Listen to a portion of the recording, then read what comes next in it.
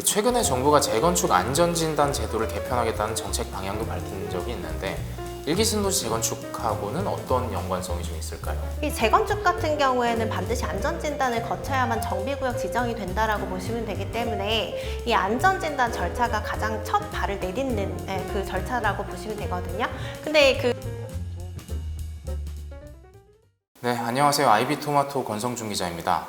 윤석열 정부 출범 이전부터 가장 기대를 모았던 부동산 정책, 일기 신도시 재건축이 본격화될 조짐을 보이고 있습니다. 정부가 선도지구 지정을 시작으로 일기 신도시의 재건축 사업을 진행하겠다고 밝히면서 수도권 부동산 시장이 다시 한번 꿈틀대고 있습니다. 오늘도 법무법인 실무의 김예린 변호사와 함께 이와 관련한 이야기를 들어보겠습니다. 네, 정부가 이번 정부가 출범 이후에 2년이 지난 시점에 일기 신도시 재건축에 대해서 공식적인 발언을 시작했는데요. 현재까지 어떤 방식이 공개됐나요? 일기 신도시 특별법이 정확하게 말하면 노특별계획도시특별법이라고 보시면 돼요. 그래서 일기 신도시를 비롯해서 이제 그 택지 개발 사업이 이루어진 지 20년이 넘은 곳, 그리고 면적으로는 100만 제곱미터가 넘는 곳이 이제 대상지가 된다라고 보시면 되는데, 최근에 이제 그 특별법이 통과가 되고, 그리고 시행령까지 입법 예고가 돼서 어느 정도 이제 구체적인 안이 나왔다라고 볼 수가 있는데, 이 노후계획 도시 관련해서는 기존에는 이제 한 50곳 정도 이제 포함을 하는 걸로 발표가 됐었는데, 이번에 시행령을 보니까 인접 이제 그 토지나 뭐 이런 것들도 일정 부분은 또 포함을 할 수 있게끔 되어서 한 100곳 정도가 이제 늘어날 것 같다, 대상지가. 그렇게 보고 있고요. 그리고 이 노후계획도시 같은 경우에는 사실 이제 문제가 사업 수익성이거든요. 그래서 그 일기 신도시 같은 것들은 용적률이 거의 200%가 넘기 때문에 사실 현재로서는 뭐 리모델링밖에 안 되는 거죠. 이제 재건축 사업 수익성 자체가 안 나오는 곳들이다라고 볼 수가 있어서, 이런 사업 수익성을 높여주기 위한 방법으로 뭐 용적률 인센티브 같은 것들을 대표적으로 주는 거고, 그리고 이제 통합 재건축 같은 것들을 한다라고 했을 때는 이제 안전진단 면제라던가 여러 가지 절차 간소화 같은 것들을 통해서 사업 기간을 좀 단축을 해준다라고 보시면 될 것 같아요.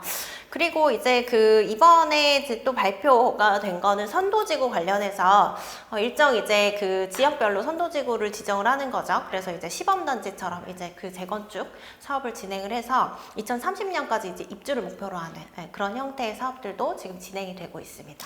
알겠습니다. 선도지구로 먼저 꼽히는 곳은 경기도 성남시 분당신도시입니다.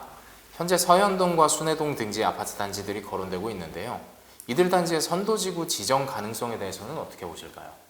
일단은 이제 그 지구별로 이제 선도지구를 대표적으로 선정을 하겠다라는 거니까 한 지역에서 여러 곳이 이제 그 선정이 되긴 좀 어려울 것 같아요. 근데 여러 가지 기준을 보고 이 구체적인 기준은 이제 5월 달에 나온다라고 되어 있거든요. 그래서 가장 그 신경을 많이 쓰는 거는 주민 참여도죠. 그래서 이 단지들이 사실 이번에 이제 선도지구로 지정이 안 되고 나면 언제 될지 모른다라는 생각에 그 열심히 이제 그 좀 독려를 하고 있어요. 그래서 주민 동의율 같은 것들이 거의 70~80%대 뭐 이 그 말씀 주신 그런 단지들은 지금 나오고 있거든요.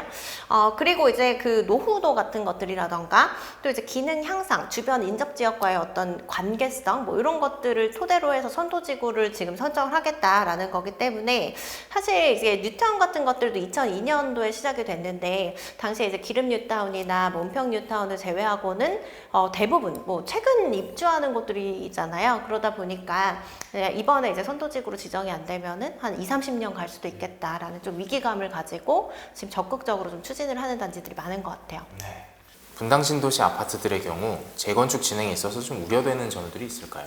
일단은 이제 용적률 인센티브를 좀 그 파격적으로 주겠다라는 건데, 사실 용적률 인센티브를 좀 무차별적으로 주기는 좀 어려운 부분들은 있거든요. 그래서 단지 특성에 맞춰서, 그리고 주변 환경을 고려를 안 할 수가 없기 때문에 사실 용적률 인센티브를 받을 수 있는 단지들은 좀 제한적이다라고 볼 수가 있고, 또 이 선도지구라는 거는 사실 이제 신통기획이나 모아타운 후보지 선정할 때도 잘 보셨겠지만 원래는 좀 개발이 어려운 것들의 개발을 독려하기 위해서 이런 제도들을 쓰는 거잖아요. 근데 실제로 이제 그 시범 사업지가 잘 되지 않으면은 이 제도 자체가 그 활용이 되기가 어려운 부분들이 있기 때문에, 사실 이런 점에서 봤을 때는 오히려 그냥 지금 현행법으로도 재건축이 가능한 곳들 위주로 이제 선도지구로 좀 지정이 돼서 사업이 좀 빨리 가게 만들 가능성이 있다라고 보이긴 하고요. 그리고 이번에 이제 선도지구로 지정이 안 된다라고 하면은 사실 한 지역에 여러 곳을 동시다발적으로 재건축 재개발을 진행하기는 어려운 부분들은 있어요. 나중에 이주하거나 했을 때도 주변 집값에 미치는 영향이 좀 불안할 수가 있고 거주 환경 같은 것들도 나빠질 수가 있기 때문에 그래서 그 지역별로 선도지구 지정이 안 됐다라고 하면은 좀 그 우려하시는 대로 상당 기간 좀 재건축 사업이나 이런 것들이 지연될 가능성이 높다라고 보실 수 있을 것 같아요. 네. 특히나 최근의 재건축 사업에서 사업성은 빼놓을 수 없는 요소인데요. 일기 신도시 아파트들의 대체적인 대지 지분을 고려했을 때 충분한 사업성이 좀 확보될 수는 있을까요? 현재 재건축 그 수익성은 없다라고 보는 게 맞겠죠. 왜냐하면 일기 신도시의 평균 이제 용적률을 보면은 거의 200%대 초반까지 나오는 경우가 대부분이에요. 그래서 서울에서 이제 재건축이 가능하다라고 하면은 평균적으로 180% 정도 보기 때문에 근데 이제 최근에는 뭐 180% 용적률이 나오고 대지 지분이 좋다라고 하더라도 이제 재건축 초과이익 환수제라던가 그리고 이제 그 공사비나 금리 비용 인상 뭐 이런 것들 때문에 추가 분담금 굉장히 많이 나오거든요. 그래서 수익성이 상당히 떨어지는 상태다라고 볼 수가 있는데 뭐 이런 용적률을 갖고 있는 일기 신도시 단지들은 사실 이제 재건축이 어렵다라고 보이는 거죠.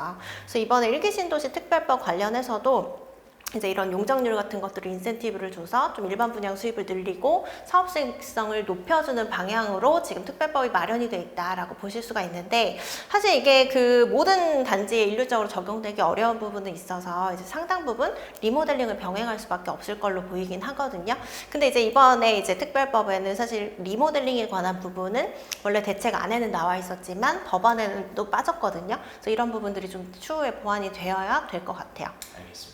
최근에 정부가 재건축 안전진단 제도를 개편하겠다는 정책 방향도 밝힌 적이 있는데 일기 신도시 재건축하고는 어떤 연관성이 좀 있을까요? 이 재건축 같은 경우에는 반드시 안전진단을 거쳐야만 정비구역 지정이 된다라고 보시면 되기 때문에 이 안전진단 절차가 가장 첫 발을 내딛는 그 절차라고 보시면 되거든요. 근데 그 안전진단을 뭐 사업시행 인가 전까지만 통과하면 되게끔 이제 재건축 절차를 바꾸겠다라고 해가지고 발표를 했는데 특히 이제 일기 신도시다라고 하면은 통합 재건축할 때는 아예 안전진단을 면제하게끔 되어 있어요. 그렇게 되다 보면은 이제 안전진단 는 주민들이 각자 또 돈을 모아서 한 1년의 시간을 들여서 이제 안전진단을 준비하고 통과하고 뭐 이런 절차들을 거쳐야 되는데 이게 면제가 된다라고 했을 때는 어쨌든 간에 이제 처음에 그 재건축을 시작하는데 허들이 굉장히 낮아졌다라고 볼 수가 있겠죠. 네. 자, 오늘도 법무법인 신목의 김예린 변호사와 함께 일기 신도시 재건축 사업에 대해서 이야기를 나눠봤습니다. 다음번에도 더 재미있는 부동산 이야기로 돌아오겠습니다. 감사합니다.